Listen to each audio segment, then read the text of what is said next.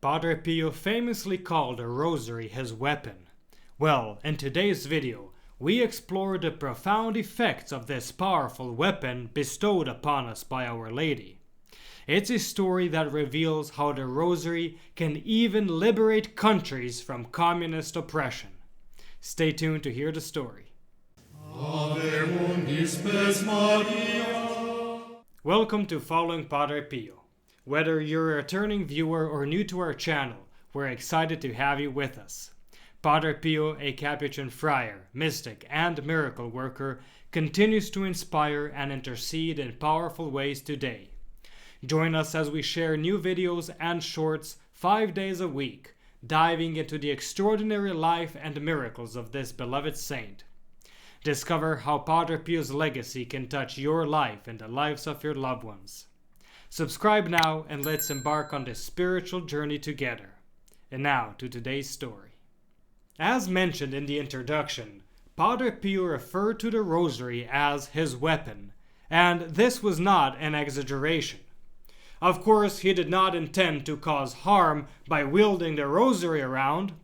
No, he had spiritual warfare in mind.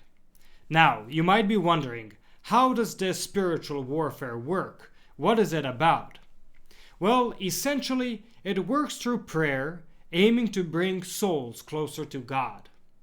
To exemplify just how powerful praying the rosary can be, today we'll explore a historical account involving a man who took the message of Our Lady of Fatima to heart, Father Petrus Pavlicek, the founder of the Crusade of Reparation of the Holy Rosary for Peace in the World. Listen to this. In the years following World War II, Austria was divided by the Allies. The eastern half of the country, including the capital of Vienna, came under Soviet control. The Viennese endured the hardships and oppressions of communism. In 1946, burdened by his country's struggles, Father Petrus Pavlicek embarked on a pilgrimage to Mariazell, Austria's principal Marian shrine. Little did he know he was about to receive an important task. You see, while deeply immersed in prayer before the image of Our Lady above the high altar, Father Petrus Pavlicek heard a clear voice saying, "Do as I say, and there will be peace." These words reminded him of the message of Fatima, where Our Lady emphasized that the actions of men alone would not suffice. She offered the rosary as a means to bring about peace and salvation, promising that if her requests were heeded, many souls would be saved and peace would prevail. So, in 1947, with his country at the mercy of the atheistic Soviet government, Father Petrus Pavlicek took action. He began gathering people all across Soviet-controlled Austria on the 13th of each month to pray the rosary in public. He called it the Holy Rosary Crusade. Father Pavlicek traveled to villages, towns, and cities, carrying a statue of Our Lady of Fatima and inviting people to join in prayerful processions. At first, many were afraid, but seeing others praying the rosary inspired courage and hope. Before long, the movement gained momentum, attracting not only ordinary citizens, but also high-ranking officials such as the Prime Minister, politicians, priests, and bishops. In 1955, after 8 years of tirelessly spreading devotion to Our Lady, the rosary processions had grown to include 500,000 people, roughly 1/10 of the Austrian population. Just imagine, 500,000 people gathered in prayer for the conversion of sinners, world peace, and the freedom of their country. However, things were not as bright just yet. You see, throughout the years, more than 260 peace conferences were held in hopes of removing the Soviets from Austrian soil. But these efforts only resulted in the Soviets tightening their grip on Austria. That is, until 1955, when to the world's surprise, the Soviets announced their intention to withdraw their troops from Austria.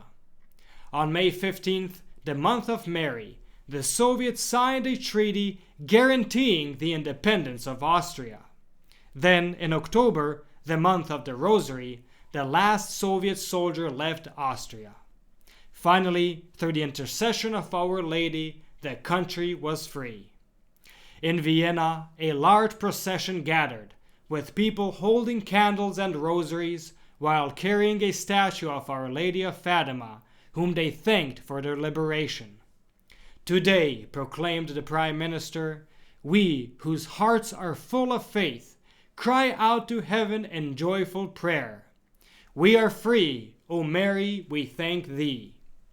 On September 12th, the feast of the Holy Name of Mary, thousands gather in Vienna annually to express gratitude to the Mother of God for her intercession in liberating their country from communist domination.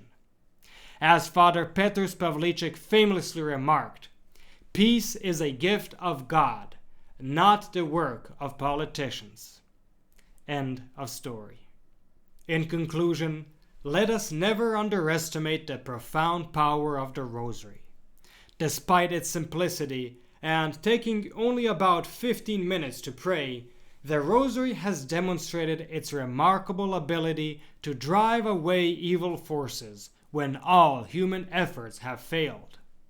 Moreover, through the Rosary prayed for sinners, we can obtain conversions and bring about positive change in the world. Our Lady of Fatima said, "Many souls go to hell because they have no one to pray for them." Therefore, let us continue to embrace this powerful spiritual weapon, trusting in its efficiency and seeking the intercession of Our Lady in all our endeavors. Thank you so much for watching. Your support means the world to us. If you enjoyed this video, please like it and share it with your friends. This simple action helps our channel grow and reach more people who love Padre Pio as much as you do. We have more inspiring Padre Pio stories and reflections waiting for you.